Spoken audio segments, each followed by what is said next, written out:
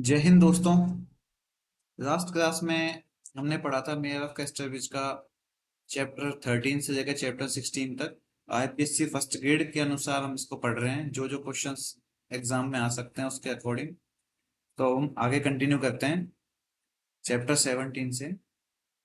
After Henchard's departure from Farfrae's celebration, Elizabeth Jane remains for a brief while, distressed that she in some way must have offended her father or her position as the mayor's daughter by dancing with Firefly. She leaves the pavilion to walk home and encounters Firefly, who asks to walk with her. Firefly has just left Henchard after his pronouncement that Firefly would soon leave his employ, and he shares this information with Elizabeth Jane. तो हैंचर्ड के फायरफ्री के celebration में से जाने के बाद Elizabeth Jane जो है वो कुछ समय वहां रुकती है, इस बात से निराश कि शायद उसने अपने पिताजी के मेयर के पद का अपमान किया है फायरफ्री के साथ डांस करके। वो उस जगह को छोड़ देती है और घर की तरफ जाने लगती है। और रास्ते में उसको फिर मिलता है फायरफ्री, उसके साथ चलने के लिए पूछता है उससे। फायरफ्री जो है अभी अभी एंचर्ड के पास से आया है उसके अनाउंसमेंट के बाद कि भाई कल से वो काम पे नहीं आएगा फायरफ्री जो है, क्योंकि एंचर्ड ने निकाल दिया है उसको। और ये बात वो किसको बताता है? जेन को बताता है। Elizabeth Jane lets out a quiet sigh of disappointment when she fears that Firefly will leave for another part of the world. Firefly impulsively says that he wishes he were richer or that he had not offended her father, or he would have that very night asked her a certain question. He is not more specific than this, and she is fearfully shy and does not encourage him. She does, however, says that she wishes he would not leave कैस्टरविच। तो Elizabeth Jane जो है वो बहुत निराश हो गई है इस बात को सुनकर। और अब उसे डर लग रहा है कि फायरफे जो है अब नौकरी छोड़ दी है पिताजी की, तो वो दुनिया के किसी और बाग के लिए चला जाएगा। फायरफे जो है वो बड़े गुस्से में कहता है, बड़े आवेग में कहता है कि काश वो बहुत अमीर होता, या फिर उसने जो हैंचर्ड है उसका अपमान ना किया होता, या फिर उस रात को उसने उससे क्वेश्चन विशेष ना पूछा होता। तो मतलब कौन सी रात की बात कर रहा है ये? वही पार्टी वाली रात की बात कर रहा है कि काश उसने उससे पूछा नहीं होता कुछ भी ऐसा जिससे उसको बुरा लगता, हर्ट हो जाता।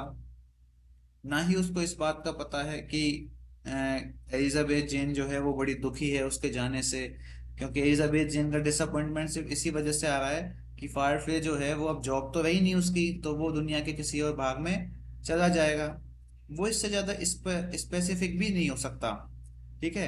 और जो एलिजाबेथ जेन है वो बहुत डरी हुई है और ना वो उसको एनकरेज भी नहीं कर पाती है फायरफ्ले को।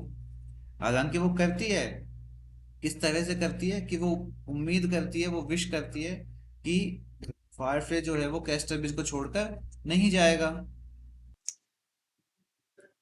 At home, Elizabeth Jane ponders over Firefly's unwillingness to ask her the question that he might have.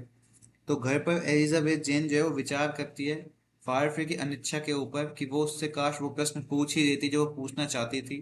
मतलब अल्टीमेटली वो पूछना तो चाहती थी कि वो प्रेम संबंध के बारे में, पर वो पूछ नहीं पाई। She had observed his growing popularity in town, as well as her stepfather's temper, so the announcement that he would no longer be manager did not surprise her. तो उसने ऑब्जर्व कर लिया था कि फायरफ्री की जो पॉपुलैरिटी है वो टाउन में बढ़ती जा रही है, साथ ही साथ उसके पिता का जो गुस्सा है वो भी बढ़ता जा रहा है।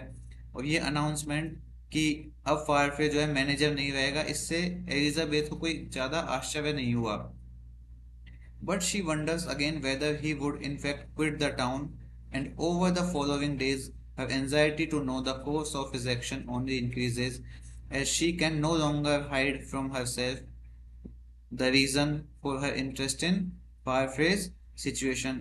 लेकिन उड़ो उससे बड़ा आश्चर्य होता है, एलिजाबेथ जेन को आश्चर्य होता है कि क्या जो फायरफ्रे है वो टाउन को छोड़ देगा, या फिर आने वाले दिनों का जो तनाव है वो उसके मस्तिष्क को और ज्यादा परेशान कर देगा। लेकिन अब वो अपने आप को इस बात को छुपा नहीं सकती है कि वो फायरफ्रे की जो परिस्थितियां हैं उनमें कुछ बहुत ज्यादा रुचि लेने लगी है, यानी कि फायरफ्रे से वो प्रेम करने लगी है। Word spreads through Casterbridge that Farfrey has purchased a small-scale corn and wheat merchant business in Casterbridge. तो सारे कास्टरविज में एक बात फैल जाती है कि फायरफ्ले ने जो है छोटे पैमाने पर मक्का और गेहूं की फसल खरीदी है। He does not plan to leave town and has instead set himself up as an independent businessman in the same business as Henchard. Elizabeth Jane persuades herself that Firefly does not care for her. तो फायरफ्ले जो है वो town छोड़ने के बारे में नहीं सोच रहा है, बजाय उसके वो टाउन में एक इंडिपेंडेंट बिजनेसमैन बनने की सोच रहा है जैसा कि हेंचार्ड का है। और एलिजाबेथ जेन अपने आप को इस बात को मना देती है कि भाई फायरफ्ले जो है उसको पसंद नहीं करता है। She dresses up in her outfit from the night of the celebration and looks in the mirror, theorizing that her appearance must have inspired a fleeting regard but nothing lasting. वो वही कपड़े पहनती है जो उसने पार्टी की रात को पहने थे और शीशे में अपने आप को देखती है, अपने अपीयरेंस को देखती है। ठीक है, और अपने आप को है ना कि बहुत क्षणिक सम्मान भी देती है। फ्लीटिंग रिगार्ड का मतलब है क्षणिक सम्मान देती है, लेकिन वो स्थायी नहीं होता है। Henchard is furious at what he perceives to be Firefly's betrayal in setting up competition with himself. He vows that he will overbid Firefly and that he knows his business better than the young man. At home, Henchard sees Elizabeth Jane and warns her that he never wants her to see the young man, his enemy, again.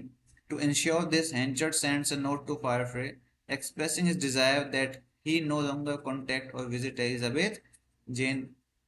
हैंचर्ड को फायरफ्री की इस गद्दारी पे बड़ा गुस्सा आता है कि उसने हैंचर्ड के खिलाफ ही कंपटीशन स्थापित कर दिया साहब कैस्टरविज में। वो शपथ लेता है इस बात की कि वो फायरफ्री से ज्यादा बिड करेगा, क्योंकि वो तो नया लड़का है, हैंचर्ड से ज्यादा अच्छा बिजनेस थोड़ी जानता है वो। घर पर हैंचर्ड एलिजाबेथ जेन को मिलता है, उसको चेतावनी देता है कि अब वो फायरफ्रे से नहीं मिलेगी, और इसी चीज का लेटर वो फायरफ्रे को भेजता है कि भाई तू भी मेरी बेटी से मिलने की आज के बाद चेष्टा मत करना। Farfrae sets up his business far from Henchard's on Durnover hill. तो फायरफ्रे अपना बिजनेस कहीं कहाँ सेट करता है? डर्नओवर हिल के ऊपर फायरफ्रे जो है वो अपना बिजनेस सेट करता है। ठीक है, ये प्रश्न क्वेश्चन एग्जाम में आने लायक है कि एग्जाम में पूछ सकते हैं कि फायरफ्रे ने अपना बिजनेस कहाँ सेट किया है। He feels there is room enough for both of them in Casterbridge and does not plan to steal Henchard's customs. तो उसे ऐसा एहसास होता है कि हाँ उसने उन दोनों के लिए, उसके लिए या फिर उसका कोई साथी के लिए कास्टरब्रिज में काफी अच्छा खासा स्पेस बना दिया है। यानी कि कहने का सेंस ये है कि हेंचर्ड के लिए उसने एक अलग स्पेस छोड़ दिया है और उसने खुद के लिए एक अलग से रूम बना दिया, अलग से स्पेस बना दिया है, जिससे दोनों के बिजनेस जो है वो ओवरलैप नहीं करेंगे। और उसे वेंचर्ड के जो कस्टमर्स हैं उनको चुराने का कोई इरादा नहीं है उसका। Firefly goes so far as to refuse a good customer because he had recently dealt with Henchard, citing Henchard's kindness to him and his refusal to hurt Henchard's business in any way. फायरफ्री इतना अच्छा आदमी है यहाँ तक कि वो एक बहुत अच्छे कस्टमर को भी मना कर देता है। क्यों? क्योंकि उसने हैंचर्ड से डील की थी, और वो हैंचर्ड की बुराइयां नहीं करता है, वो हैंचर्ड की अच्छाइयां ही करता है अभी भी फायरफ्री। यहाँ तक कि भले ही उस चीज से उसे अपने बिजनेस में नुकसान ही क्यों ना हो। Despite this approach Farfrae's business thrives.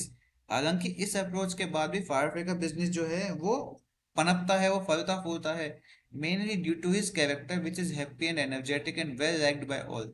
मुख्य रूप से उसके चरित्र के कारण है, जो कि खुश है और ऊर्जावान है, जिसे सब लोग पसंद करते हैं। Every Saturday the ones friends encounter each other at the market place. तो हर शनिवार को वंस फ्रेंड्स का मतलब है कि किसी समय कभी दोस्त रहे थे वो लोग। कौन कौन? हैंचर्ड और फायरफ्रे दोनों एक दूसरे को मार्केट प्लेस में मिलते हैं। Where as Farfrae is always friendly, Henchard angrily stomps by him.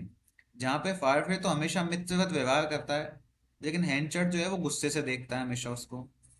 Firefly's name is no longer used in Henchard's household, and if Susan accidentally mentions the young man, Henchard accuses her of of also being his enemy.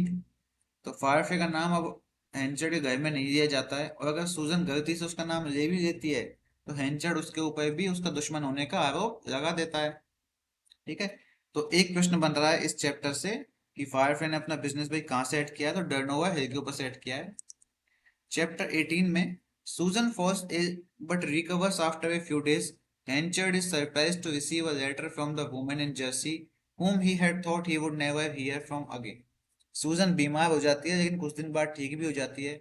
अब हैंचर्ड को वो Jersey वाली women जो है, जो कि Jersey में रहती थी, जिसने फायरफ्लाई की केयर की थी, उससे एक लेटर मिलता है जिसका कि उसने सोचा था कि शायद उसे कभी उससे कोई खबर या समाचार नहीं मिलेगा।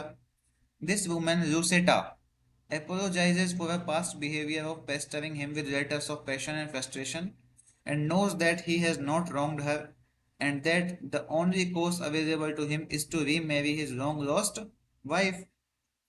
तो ये जो औरत है ना लूसेटा, ये माफी मांगती है अपने पुराने बिहेवियर के लिए कि उसने जो अपने जुनून से और फ्रस्ट्रेशन से भरे हुए लेटर से फायरफ्लाई को परेशान किया था ना। पेस्टरिंग का मतलब होता है परेशान करना, तंग करना। और ये बात जानते हुए भी कि फायरफ्लाई ने, वो हेंचर्ड ने उसके साथ कुछ गलत नहीं किया है। उसके पास केवल एक ही ऑप्शन था कि वो अपनी जो बहुत पहले खोई गई वाइफ है उससे दोबारा शादी कर ले। She asks that he keep their past a secret so that she may hope for a happier future. वो हेंचर्ड से इतना ही कहती है लूसेटा कि प्लीज हमारा जो पास्ट है ना उसको गुप्त रखे, जिससे कि वो जीवन में आगे एक अच्छी शुरुआत कर सके। She also wishes that the letter she sent to him be returned to her as she travels back through Casterbridge after visiting her remaining relative in Bristol. वो ये भी कहती है कि वो लेटर जो लूसेटा ने हेंचर्ड को भेजे हैं वो उसको वापस कर दिए जाएं जब वो ब्रिस्टल में अपने जो बचे कुचे रिश्तेदारों से मिलकर कैस्टरब्रिज के रास्ते होते हुए जाएगी ना तब। Henchard is moved by Luceta's letter and vows that if he is ever in a position to carry out the proper marriage with her, then he ought to do so. Henchard जो है वो लूसेटा के letter से बड़ा प्रभावित होता है और शपथ लेता है कि यदि कभी भी वो उससे शादी करने की पोजीशन में हुआ तो वो जरूर करेगा। Such a situation would of course only occur if Susan died. और ऐसी सिचुएशन सिर्फ तभी उत्पन्न होती जब सूजन मर जाती। Henchard arrives with the letters to meet Luceta's coach through Casterbridge, but she is not there. With relief, Henchard believes her plans must have changed and is glad that he did not have to see her in person. Henchard जो है उन letters के साथ लूसेटा के coach के पास पहुंचता है, Casterbridge के पास बाहर, लेकिन वो वहां पे नहीं है। और हेंचर्ड को थोड़ा आराम मिलता है कि अब उसे उससे नहीं मिलना पड़ेगा। Susan's health worsens one day after much distressed thought. She wishes to write something down. She puts this writing in a sealed envelope addressed to Mr. Michael Henchard and labeled not to be opened until Elizabeth Jane's wedding day. She locks the envelope in her desk.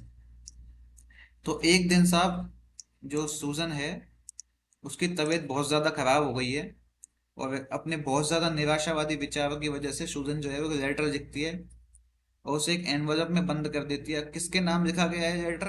Mister Michael हेंचर्ड के नाम लिखा गया है। और उस letter के ऊपर क्या लिखा गया है? Not to be opened until Elizabeth Jane's wedding day, कि एलिजाबेथ जेन के शादी वाले दिन तक इस लेटर को नहीं खोला जाना चाहिए।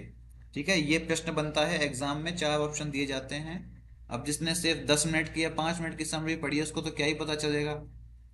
या तो पूरी किताब पढ़ें या फिर डिटेल्ड समरी पढ़ें, तब जाके इस चीज का पता चलता है। She locks the envelope in her desk, और अपने डेस्क में रख देती है उस एनवलप को।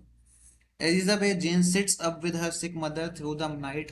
During the night, Susan confesses that she was the one who sent the matching notes to Elizabeth Jane and Firefly with the hope that they would go to know each other and one day marry.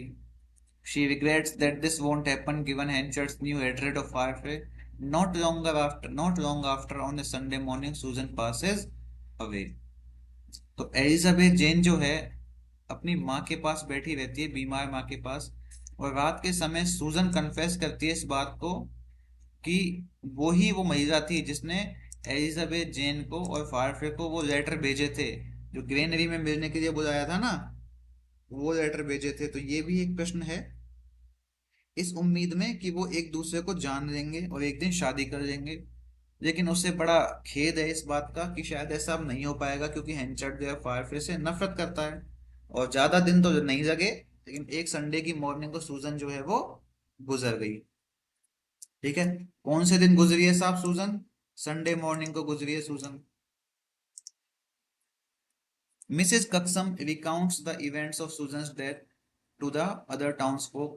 Susan has prepared her own funeral clothes and pennies to weigh down her eyes. The maid buried these pennies according to Susan's wishes, but another villager, Christopher Cone, dug them up and spent them. Mother Kaxam's listener agree that Kone's deed went against the wishes of the dead, but Solomon Longways argues that death shouldn't rob the living of money which is so hard to come by. तो Mrs कक्सम जो हैं वो सूजन की death के बारे में पूरे टाउन को बता देती हैं साहब। तो पूरे टाउन को किसने बताया है? मिसिस कक्सम ने बताया है। तो सूजन का फ्यूनरल कपड़े जो हैं उसने खुद ने तैयार कर लिए थे पहले ही, और वो पेनीज भी जो कि उसकी आंखों पे रखी जानी थी उसके मरने के बाद में। तो भाई ये उनका कस्टम है कि मरने के बाद जो डेड बॉडी है उसकी आंखों के ऊपर सिक्के रखे जाते हैं, ठीक है, पैसे जो होते हैं वो रखे जाते हैं। तो मेड ने सूजन की इच्छा के अनुसार वो पेनी उसकी आंखों पे रख दी थी और उसे दफना दिया गया था। लेकिन एक दूसरा विलेजर था, क्रिस्टोफर, कौन है, इतना नीच आदमी था ये कि इसने वो डेड बॉडी की आंखों के ऊपर से उसको खोद करके वो सिक्के भी निकाल दिए, उन्हें खर्च भी कर दिया। मदर कक्सम जो है उसने जिसनेस के साथ एग्री किया था कि जो कोने की जो डीड है ना, कोने की जो इच्छाएं इतनी घटिया हैं कि उसने एक मरे हुए व्यक्ति का भी सम्मान नहीं किया। लेकिन सोलोमन लॉन्गवेज हमेशा कहता है, इस बात को आर्ग्यू करता है कि मृत्यु को जीवित लोगों का पैसा नहीं चुराना चाहिए, ठीक है, जो कि बड़ी मुश्किल से कमाया जाता है। यानी कि क्रिस्टोफर कोने तो नीच है ही है, साथ ही साथ सोलोमन लॉन्गवेज भी नीच है। तो चैप्टर 18 में साहब सूजन का चैप्टर जो है वो खत्म हो जाता है, सूजन जी जो है वो निकल रही है। Chapter 19। 3 weeks after Susan's funeral, Henchard and Elizabeth Jane are sitting before the fire in the evening. Henchard asks about Richard Newson's kindness as a father and whether or not Elizabeth Jane could have cared as much for Henchard should he have been for her real father. तो साहब सूजन के दाह संस्कार के 3 हफ्ते बाद हेंचर्ड और एलिजाबेथ जेन जो है वो आग के पास बैठे हुए हैं। हेंचर्ड एलिजाबेथ से रिचर्ड न्यूसन यानी कि वो जो नाविक था जिसने खरीदा था सूजन को उसके बारे में पूछता है, और ये भी जानना चाहता है कि क्या एलिजाबेथ जेन जो है वो हेंचर्ड अगर उसका वास्तविक पिता होता तो उसके बारे में बहुत ज्यादा केयर करती, बहुत परवाह करती उसकी। एलिजाबेथ जेन कहती है, Elizabeth Jane says she can not imagine anyone else as a father but a real father. Elizabeth Jane जैसा आप ये कहती है कि अपने वास्तविक पिता के अलावा वो किसी को अपने पिता मानने की कल्पना भी नहीं कर सकती।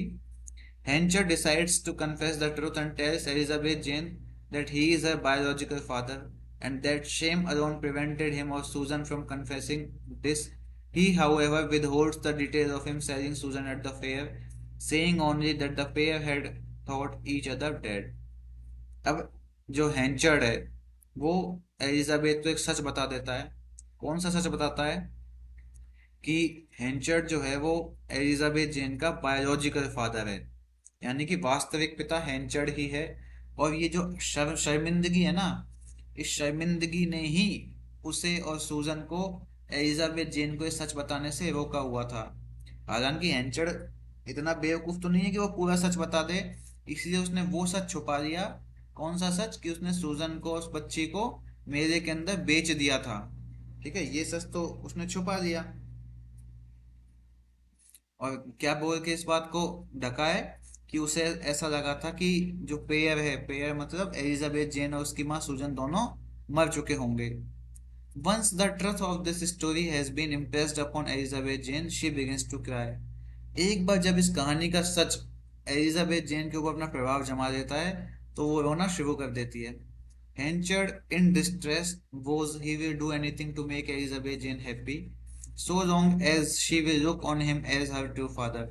Henchard दुख में एलिजाबेथ जेन के सामने शपथ लेता है कि वो एलिजाबेथ जेन का हमेशा उतना ध्यान रखेगा जब तक कि वो उसे अपना सच्चा पिता मानती रहेगी, तब तक वो उसका ध्यान रखेगा, उसके लिए कुछ भी करेगा। Henchard says he will leave her and give her time to trust him. He says that he was the one who named her Elizabeth Jane and that she should not take his surname despite her mother having been against it while she lived. हेंचर्ड कहता है कि मैं तुम्हें छोड़ दूंगा, छोड़ दूंगा से मतलब त्याग दूंगा नहीं, मतलब तुम्हें तुम्हारा टाइम दूंगा कि तुम मुझ पर विश्वास करो। वो ये भी कहता है कि तुम्हारा नाम एलिजाबेथ जेन जो है ये मैंने ही रखा था और इसीलिए तुम्हें मेरा सरनेम लेना चाहिए, बजाय इसके कि जो तुम्हारी माँ है, भले ही तुम्हारी माँ अगेंस्ट थी इस बात के, क्योंकि रिचर्ड न्यूसन का सरनेम चाहती थी वो तो, क्योंकि सच्चाई का तो देखो अब बाद में पता चलेगा। तो वो तो रिचर्ड न्यूसन का सरनेम ही हमेशा देना चाहती थी, लेकिन हेंचर्ड तो उस बात को राजी करता है ना कि भाई मैं तेरा बायोलॉजिकल पिता हूँ तो मेरा सरनेम ले ले, भले ही तेरी माँ चाहे या ना चाहे।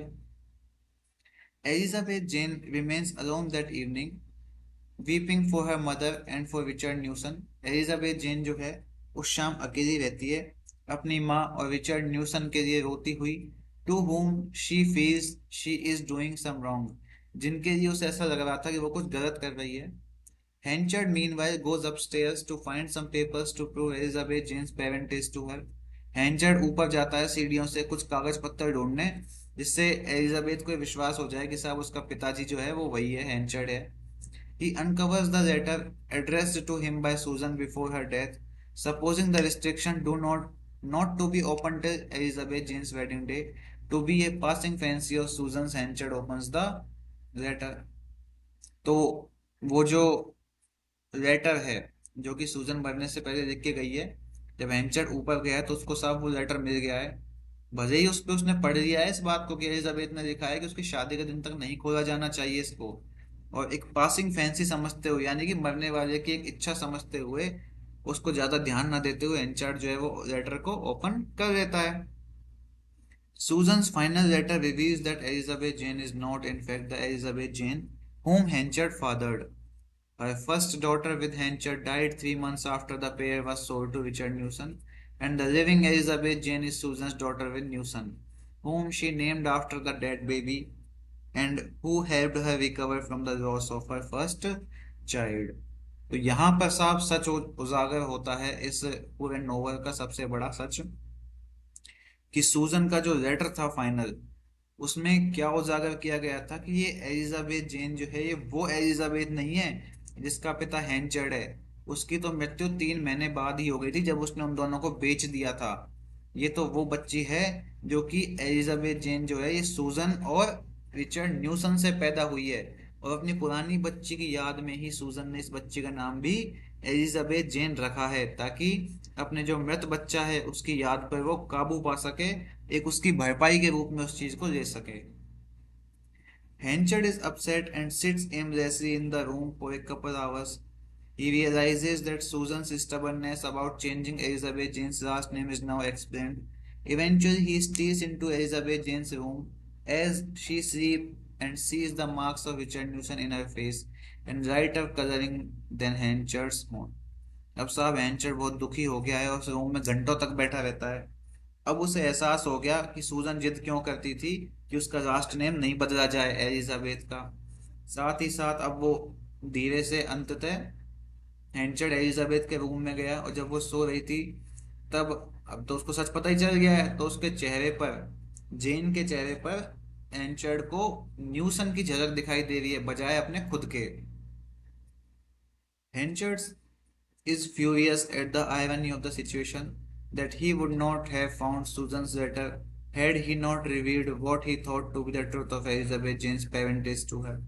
अब हैंचर्ड जो है इस परिस्थिति के व्यंग्यात्मक पे, इस परिस्थिति के विपरीत स्थितियों के ऊपर बड़ा फ्यूरियस है, भयभीत सा है कि काश उसने सूजन का लेटर नहीं पाया होता, ना ही उसे खोला होता, तो ना ही उसे अपने पितृत्व, जो जेन है उसके प्रति अपने पितृत्व पे शक होता, and that in claiming her as his daughter he had directly learned that she is not, और ना ही वो कभी ये चीज समझता कि भाई वो उसकी पुत्री नहीं है, जो कि उसने अभी अभी पता लगाया है कि वो नहीं है। Henchard walks through the gloomy evening out past the location of the gallows where public executions are held. He feels that the situation of the night and his surroundings too closely mirrors his personal situation and his bitter disappointment. तो हेंचर्ड उस उदास शाम में बाहर जाता है साहब, और उस जगह से गुजरता है जहाँ पे लोगों को फांसी दी जाती है। उसे एहसास होता है कि इस रात में उसके आसपास की चीजें बिल्कुल वही चीज रिप्रेजेंट करती हैं जो कि उसके वास्तविक जीवन में चल रही हैं, वो निराशा और वो कड़वाहट, वो फांसी वाली जगह उसी के जीवन को दर्शाती है। Henchard decides as the next day dawns that he will not tell Elizabeth Jane of the letter. Elizabeth Jane greets him lovingly that morning, telling him that she has thought over the matter.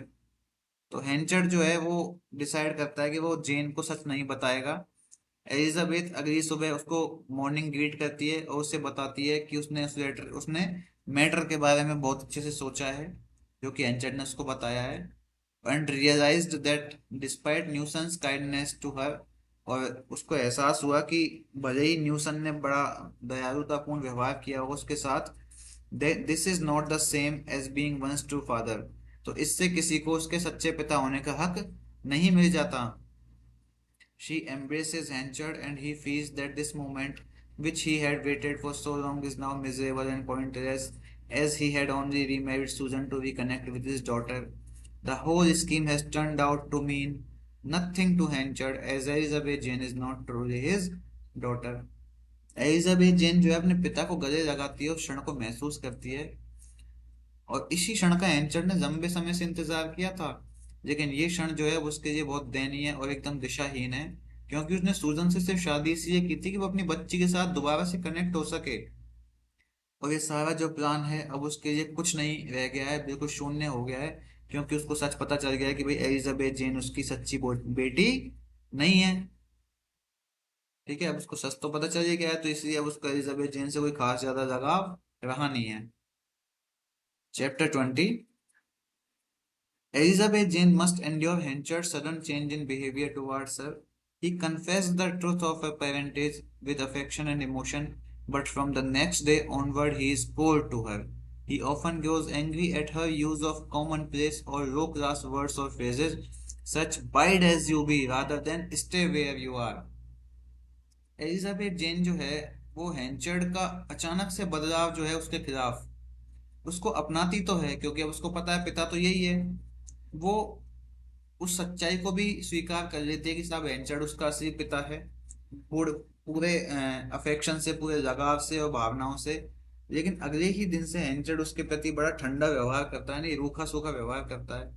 वो कभी कभी Elizabeth Jane के सामान्य स्थानों पर जाने पर गुस्सा कर देता है, और निचले स्थानों पर जाने से और ऐसे कड़वे शब्द बोलता है। कैसे शब्द? बाइड एज यू बी, यानी कि जैसा तुम्हें रहना है वैसे ही रहो, बजाय इसके कि स्टे वेयर यू आर, जहां तुम हो वहां पर रहने के बजाय वो क्या कहता है? Bide as you be. अपन नहीं कहते घर में कि भाई बजाय इसके कि जो करना है करो की जगह हम कहते हैं ना भाड़ में जाओ। इस तरह से वो ये कहना चाहता है कि बजाय ये कहने के कि भाई जो करना है वो करो, वो कहता है कि भाड़ में जाओ। Elizabeth Jane is already working to improve herself and her mind by reading, and Henchard, as a man of low origin himself, often unfairly criticizes her lack of breeding. Elizabeth Jane जो है वो अपने आप को सुधारने में बहुत काम कर रही है हेंचर्ड के प्रति। हालांकि वो हेंचर्ड खुद ही एक निम्न स्तर का व्यक्ति है, लो ओरिजिन व्यक्ति है, जो कि एलिजाबेथ जेन की खुद की ब्रीडिंग के ऊपर, यानी कि उसके पिता के ऊपर, उसके वंश के ऊपर अब क्रिटिसाइज करता है उसको। Elizabeth Jane changes her speech to reflect her position as the mayor's daughter and her father's wishes. Elizabeth Jane जो है वो अपनी पोजीशन को भी थोड़ा सा अपग्रेड करती है कि अब वो एक मेयर की बेटी है, अपने पिता की इच्छाओं के अनुसार, यानी कि वो छोटी मोटी जगहों पे नहीं जाना, अपना एटीट्यूड थोड़ा सा चेंज करना, इस तरह का व्यवहार करती है। One day, when Henchard is meeting with a gentleman on business, he calls Elizabeth Jane in to write down an agreement between the men. एक दिन जब हेंचर्ड एक जेंटलमैन से बिजनेस के बारे में मीटिंग कर रहा है, तो वो एलिजाबेथ जेन को बुलाता है कि वो उनके लिए एक एग्रीमेंट लिखे। He is ashamed to see her bored in elegant handwriting and dismisses her, saying he will finish writing himself. तो हेंचर्ड जो है ना वो बड़ा शर्मिंदा महसूस करता है कि जेन की राइटिंग बहुत अच्छी नहीं है, और उसको बोलता है कि वापस चली जाओ, वो खुद ही अपनी राइटिंग कंप्लीट कर देगा। Elizabeth Jane's natural consideration for others also sparks Henchard anger when she thanks the maid or does something herself instead of ringing for assistance. Such behavior reveals her self-sufficient lower-class upbringing. Despite Henchard's outbursts, Elizabeth Jane prefers his passion to his neglect, which becomes more frequent as she schools herself into a proper young lady. तो देखो Elizabeth Jane जो है उसको तो कोई अहंकार नहीं है इस बात का कि वो मेयर की बेटी है, तो वो सामान्य लोगों की भी बड़ी चिंता करती है, जैसे मेड की हो गई, कि बजाय उसकी सहायता के कुछ भी काम करना हो तो वो खुद ही कर लेगी उस चीज को। लेकिन इस बात से हेंचर्ड जो है वो बड़ा चिढ़ता है। ये एलिजाबेथ जो है छोटे लोगों को बहुत मुंह लगाती है, और चूंकि अब ये रिचर्ड न्यूसन की बेटी है, उसी के साथ पली बड़ी है, तो ऑब्वियस सी बात है लोअर क्लास की इसकी परवरिश हुई है, लोअर क्लास अपब्रिंगिंग हुई है इसकी।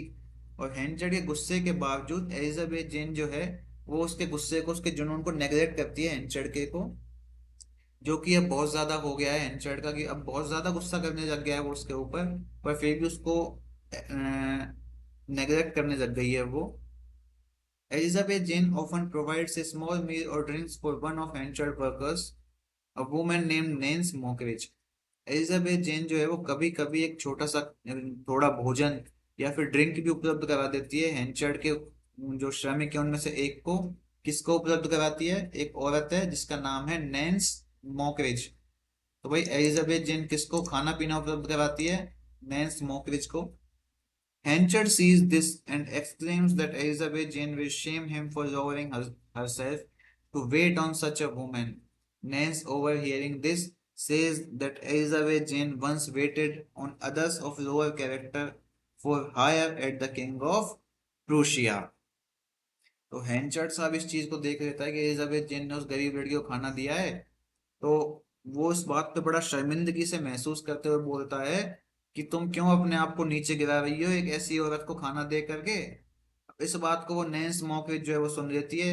वो कहती है कि एलिजाबेथ जिन ने तो पहले भी द किंग ऑफ प्रूशिया में एक निम्न स्तर के व्यक्ति को खाना परोसा है, वेटेड वेटेड मतलब वेटरिंग की है, वेटर का काम किया है ना। Elizabeth Jane admits the truth of this information. अब एलिजाबेथ जेन जो है वो इस इंफॉर्मेशन के सच को स्वीकार भी करती है। From that day onward, Henchard showed an obvious distaste for the girl who is not his own daughter. He often leaves her alone for meals and she fills her solitary hours by learning Latin and studying incessantly. Elizabeth Jane continues her quiet and lonely existence, crushing through force of will her interest in Firefly, whom she had been forbidden to see. और सब उस दिन से ही एंचर्ड जो है वो Elizabeth Jane के प्रति बिल्कुल भी प्यार नहीं दिखाता, हमेशा गुस्सा ही दिखाता है। कई बार वो खाना खाने के लिए जेन को सब अकेला छोड़ देता है, और इस अकेले टाइम में जेन जो है वो लैटिन और दूसरी भाषाएं सीखती है। ठीक है, पढ़ाई करती है इंसेसेंटली, यानी कि सतत रूप से लगातार वो पढ़ाई करती रहती है रुचिपूर्ण तरीके से।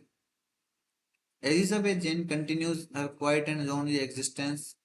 और एलिजाबेथ जेन जो है ये अपनी शांतिपूर्ण और एकांतवास में अपने आप को रहना, एडजस्ट करना सीख गई है, क्योंकि फायरफ्रे के अंदर जो उसका इंटरेस्ट था वो भी अब उसका धीरे धीरे कम होने लगा है, क्योंकि उसे मना किया गया है उससे मिलने के लिए।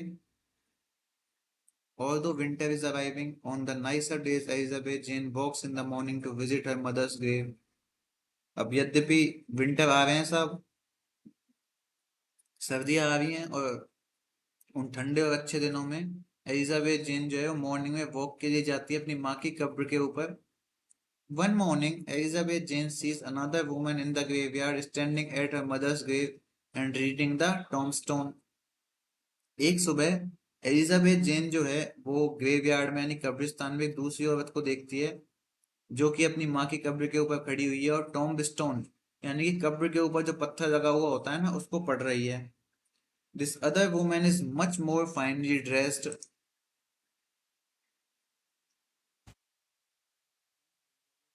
ये जो औरत है ना, इसने एलिजाबेथ जेन से काफी अच्छे कपड़े पहने हुए हैं।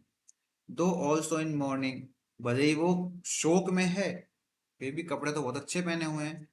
Elizabeth Jane's nature is not envious, show so she wonders about the woman supposing her to be a stranger in Casterbridge. Eventually the woman leaves and Elizabeth Jane returns home without speaking to her. Elizabeth Jane जो है वो ईर्ष्यालु स्वभाव की नहीं है, इसलिए उसे उस महिला को देखकर आश्चर्य होता है और ये सोचती है कि शायद ये कैस्टरब्रिज में नई है या अजनबी है। और अंततः एलिजाबेथ जेन जो है वो भी अपने घर आ जाती है बिना उससे बोले, और वो औरत भी चली जाती है। At home, Henchard is particularly upset. His term for mayor is ending and Firefly will be selected as a member of the council rather than himself. घर पे हैंचर्ड काफी दुखी है। मेयर के रूप में उसका कार्यकाल जो है वो समाप्त हो रहा है और उसे दुख है इस बात का कि फायरफ्रे को काउंसिल के मेंबर के रूप में सेलेक्ट कर लिया जाएगा बजाय हैंचर्ड के खुद के। He also has learned that Firefly was one whom Elizabeth Jane waited on in the King of Prussia, which he considers another slight to his position and himself. अब उसे ये भी पता चल गया कि फायरफ्री वो व्यक्ति है जिसको कि वेट किया था एलिजाबेथ जेन ने किंग ऑफ प्रूशिया में, जिसको परोसगारी की थी, वेटर थी ना वो उसमें एक दिन दो दिन के लिए। तो ये चीज भी उसके सम्मान को काफी ठेस पहुंचा रही है। He explodes at Elizabeth Jane after she mistakenly uses the commonplace term "leery" to refer to her exhaustion.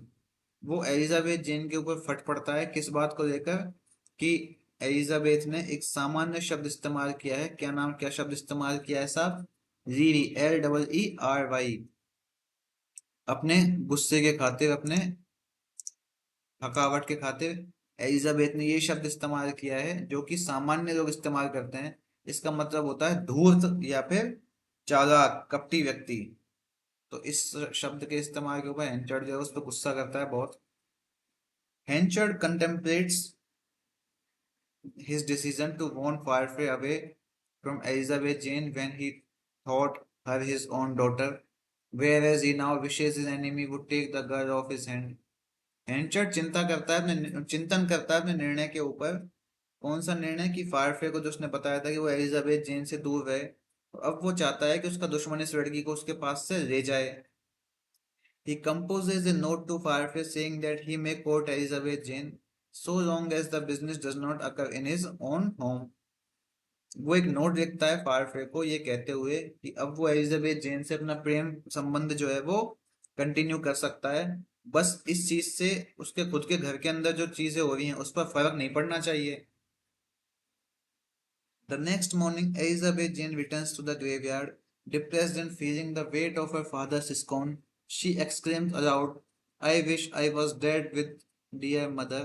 The woman from the previous day is also revealed to be in the graveyard, and she overhears Elizabeth Jane. The woman asks about her dead mother and then inquires after her father, who she knows to be Mr. Henchard. अगली सुबह Elizabeth जेन दोबारा जो है कब्रिस्तान में जाती है, बहुत ही निराश है और अपने पिता की डांट का वजन अपने ऊपर लिए हुए है। और वो जोर से चिल्लाती है कि काश मैं भी मेरी माँ के साथ मर गई होती। और जो पिछले दिन जो महिला आई थी ना शानदार कपड़े पहने हुए, वो भी साहब ग्रेवयार्ड में है और वो एलिजाबेथ जेन को इस तरह से रोते हुए सुन लेती है। अब वो औरत जो है एलिजाबेथ से अपनी मरी हुई माँ के बारे में पूछती है और फिर अपने पिता के बारे में पूछती है, जिससे कि पता चलता है कि उसका पिता कौन है, जेन का हेंचर्ड है। From that day onward Henchard showed an obvious distaste for the girl who is not his own daughter। अच्छा वो तो रिपीट हो गई थी देखिए लाइन, ठीक है। उसके बाद का ये है कि यहाँ तक तो हमने किया ही था मिस्टर हेंचर्ड तक कि भाई उसे पता चल जाता है कि उसका पिता कौन है, मिस्टर हेंचर्ड है। Elizabeth Jane tells the woman of her history and her quarrel with Henchard। Elizabeth Jane जो है वो अपने इतिहास के बारे में, अपने पास्ट के बारे में उस औरत को बताती है और अपने पिता से यानी कि हेंचर्ड से झगड़े के बारे में बताती है। The woman seems strangely unable to criticize Henchard, insisting that he cannot be a bad man, while at the same comforting Elizabeth Jane, who is all too willing to admit her own fault in the situation। अब ये जो औरत है ना, अनजान महिला, ये बहुत ही अजनबी तरीके से हेंचर्ड को क्रिटिसाइज नहीं करना चाहती है, ये कहते हुए कि हेंचर्ड बुरा आदमी नहीं हो सकता। और साथ ही साथ हेंचर्ड को आराम देने के लिए, जो कि इस बात को यानी कि एलिजाबेथ जेन को तकलीफ नहीं पहुंचे, इसलिए वो कहती है कि हेंचर्ड बुरा आदमी नहीं हो सकता सो कुछ तकलीफ हो। और साथ ही साथ जो एलिजाबेथ है वो भी क्या इच्छा कर रही है कि शायद गलती उसकी खुद की ही होगी। The woman is not shocked by Elizabeth Jane's tale and invites the young woman to come live in her own house as her companion। तो ये जो औरत है एलिजाबेथ जेन की कहानी से कोई शौक नहीं हुई है और ये जेन को अपने घर में रहने के लिए बुला लेती है साहब कि मेरी साथ ही बन के आ जा, मेरे साथ रह ले, जो वहां पे अगर तकलीफ है इतना अच्छा नहीं है तो फिर मेरे साथ रह ले। Elizabeth Jane enthusiastically agrees, saying that she would love to be independent from her father, but quickly says she is not accomplished and ladylike as a companion must be. Elizabeth Jane जो है वो उत्साह से सहमत हो जाती है और ये कहते हुए कि उसे अपने पिता से स्वतंत्र रहने में काफी खुशी मिलेगी, लेकिन तुरंत ही वो कहती है कि वो एक बहुत अच्छे से स्थायित्व वाली या फिर लेडी लायक महिला नहीं है। लेडी लायक का महिला का मतलब होता है कि ब्रिटेन में सम्माननीय महिलाओं को, कुलीन महिलाओं को मैं लेडी कहकर संबोधित किया जाता था। तो वो ये कहना चाह रही है कि वो बहुत सम्मानित या कुलीन महिला नहीं है, जैसा कि एक साथी को होना चाहिए। The woman says she is moving to Casterbridge, and the two agree to meet again the following week once Elizabeth Jane has thought over her proposal. वो औरत कहती है कि वो कैस्टरब्रिज से जा रही है और वो दोनों अगले हफ्ते में दोबारा मिलने का तय करते हैं और एक बार फिर से एलिजाबेथ जेन को उसके प्रपोजल पे सोचने का वो मौका देती है। ठीक है, तो यहाँ पर इस चीज के साथ में जो चैप्टर हमारा 20 है ये खत्म हो जाता है। ठीक है, chapter 21। Elizabeth Jane's imagination fills with the prospect of the fine lady, her new house in Casterbridge, and the possibility of her living there. One early evening, Elizabeth Jane decides to walk up to the house, High Place Hall, which she had passed many times, but which had never before taken on particular meaning. Elizabeth Jane की जो कल्पना है वो शानदार महिला के विचार से भर जाती है और उसके कैस्टरविच के नए घर के विचार से भी, और उसकी संभावना से कि वो वहां पर रह लेगी, अपने पिता से दूर रहेगी।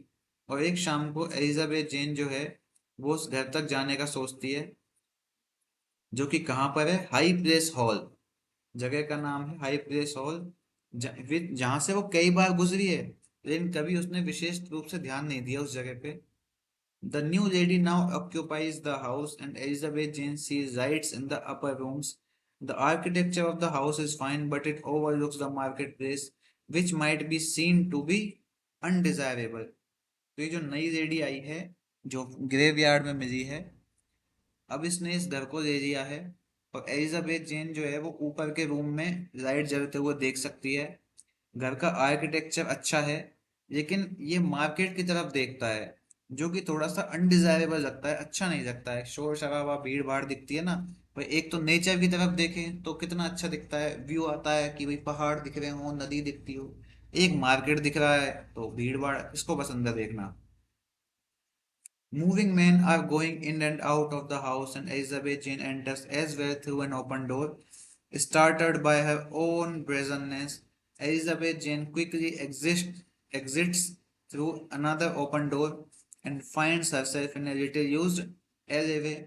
बहुत सारे लोग घर के अंदर बाहर जा रहे हैं और एलिजाबेथ जेन जो है वो खुद भी घर के अंदर जाती है, लेकिन अपनी खुद की बेशर्मी से चौंकते हुए कि भाई उसने बुलाया और मैं चल दी। ब्रेजरनेस का मतलब होता है बेशर्मी, स्टार्टर्ड का मतलब होता है शॉक्ड, चौंकते हुए एलिजाबेथ जेन जो है वो तुरंत दूसरे खुले हुए दरवाजे से बाहर निकल जाती है और अपने आप को एक ऐसी गली में पाती है जिसका कि बहुत कम इस्तेमाल किया जाता है। Turning to look back at the door by which she had exited, Elizabeth Jane sees that is was an old doorway, older than the house itself, decorated with a masked face, decayed and worn away by age. तो साहब पीछे मुड़कर उस दरवाजे की ओर जब वो देखती है जिससे कि वो निकली थी, एलिजाबेथ देखती है कि ये तो बड़ा पुराने जमाने का दरवाजा है, यहाँ तक कि घर से भी ज्यादा पुराने का रास्ता दरवाजा है ये, जिसपे एक मास्क फेस लगा हुआ है। मास्क जैसे कि हम घर के बाहर लगाते हैं ना, नजर के मुखौटे लगा देते हैं हम, इस तरह की चीजें लगा देते हैं, तो वो सब चीज सब इसके ऊपर लगी हुई है और ये समय के साथ साथ बड़ा फटे हाल सा हो गया है।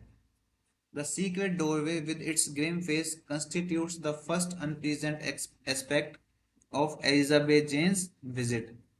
तो ये जो गुप्त रास्ता है, गुप्त द्वार है, और अपने इस ग्रिम फेस के साथ यानी कि भद्दे चेहरे के साथ एलिजाबेथ जेन की पहली विजिट के ऊपर उसका बड़ा बेकार प्रभाव डालता है। Hearing approaching footsteps, Elizabeth Jane hides from another passerby in the alleyway before heading home. तो कदमों की आहट सुनते हुए एलिजाबेथ जेन अपने आप को उस गली में कहीं छुपा देती है। Had she lingered, she would have seen the other person was Henchard, who enters by the secret doorway. यानी कि जब वो वहां पर ठहरी, लिंगर्ड का मतलब होता है ठहरी, तो उसने वहां पर किसको देखा है साहब? हैंचर्ड को देखा है, जो कि वो गुप्त दरवाजे से प्रवेश किया है।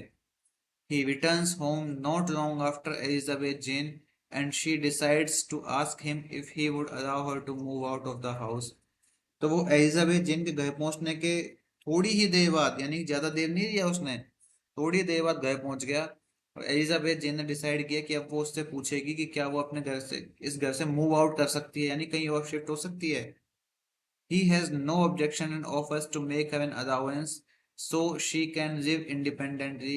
He seems relieved to part from Elizabeth Jane and any responsibility toward her. अब हेंचर को तो मजा आ गया, उसे इस बात में कोई ऑब्जेक्शन नहीं है कि वो वहां से चली जाए, और उसे ऑफर भी करता है कि वो उसको हर महीने कुछ भत्ता भी देगा जिससे वो स्वतंत्र रूप से जी सके। और वो काफी आराम महसूस करता है कि अब वो एलिजाबेथ जेन और उसकी जिम्मेदारियों से छुटकारा मिल पाएगा। Henchard's excitement and hopes for Lucetta are greatly increased by her letters, and he sets out that very night to visit High Place Hall. हेंचर्ड की एक्साइटमेंट और जो उम्मीद है लूसेटा के लिए वो बहुत साफ बढ़ गई हैं। तो अब ये अनजान लेडी कौन है? लूसेटा है ये, उसके लेटर्स से बढ़ गई है, और वो उसी रात उससे मिलने के लिए हाई प्लेस हॉल में जाता है। However, upon calling, he is told that Lucetta is engaged that evening, but would be happy to see him next day. हालांकि बुलाए जाने पर भी उसे बताया गया कि लुसेटा जो है वो दूसरे कामों में व्यस्त है, लेकिन वो अगले दिन उससे मिलने में खुशी महसूस करेगी। Henchard exclaims at Luceta's giving herself such airs and resolved to likewise make her wait to see him. Henchard बड़ा नाराज सा महसूस होता है कि सब लुसेटा ने उससे बुलाया है और फिर खुद ही उससे नहीं मिलना चाहिए, उसे इंतजार भी करवा दिया। Earlier in the evening, when Elizabeth Jane arrived at High Place Hall, she had joined Lucetta in the drawing room where the other woman endeavored to entertain her with some card tricks. तो अगली शाम को जल्दी ही जब Elizabeth Jane जो है वो वहां पे पहुंच जाती है कि किससे मिलने के लिए, लुसेटा से मिलने के लिए, उसके पास सेटल होने के लिए, तो लुसेटा जो है वो कुछ कार्ड के ट्रिक्स से एलिजाबेथ को मनोरंजन करने का या फिर खुश करने का, एंडेवर का मतलब होता है उसे एंटरटेन करने का और प्रयास करना, या फिर उसको भाई दुखी है एलिजाबेथ जेन तो उसको थोड़ा सा मनाने की कोशिश करती है किसी कार्ड ट्रिक से। Instead the two women have a conversation in which Lucetta shares the story of her newly received fortune. She also tells Elizabeth Jane about her true home in Jersey. Although she arrived in Casterbridge from Bath, Lucetta could not have confessed these details to a safer person than Elizabeth Jane, who tells no one else. तो अब वो दोनों महिलाएं साहब बात करती हैं और लूसेटा बताती है अपने नए प्राप्त हुए भाग्य के बारे में। यानी कि भाग्य ये कैस्टरविल में उसके रिश्तेदार थे पुराने, और उन्हीं का घर उसको मिल गया। वो एलिजाबेथ जेन को अपने सच्चे जो उसका वास्तविक घर है जर्सी के अंदर, उसके बारे में बताती है। यद्यपि वो कैस्टरविच पहुंची है कहाँ से? बाथ नाम की जगह से पहुंची है। लुसेटा इन सब चीजों को एलिजाबेथ जेन से ज्यादा किसी सुरक्षित व्यक्ति को नहीं बता सकती, क्योंकि एलिजाबेथ जेन जो है वो किसी और को नहीं बताती चीजें। The next day, Lucetta dresses for Henchard's visit and waits for him all day. She does not tell Elizabeth Jane for whom they are waiting. That day is market day, and the two women watch the action below in the square. Elizabeth Jane observes Farfrae and then her father as the pair encounters each other, and Henchard clearly refuses to speak to the younger man.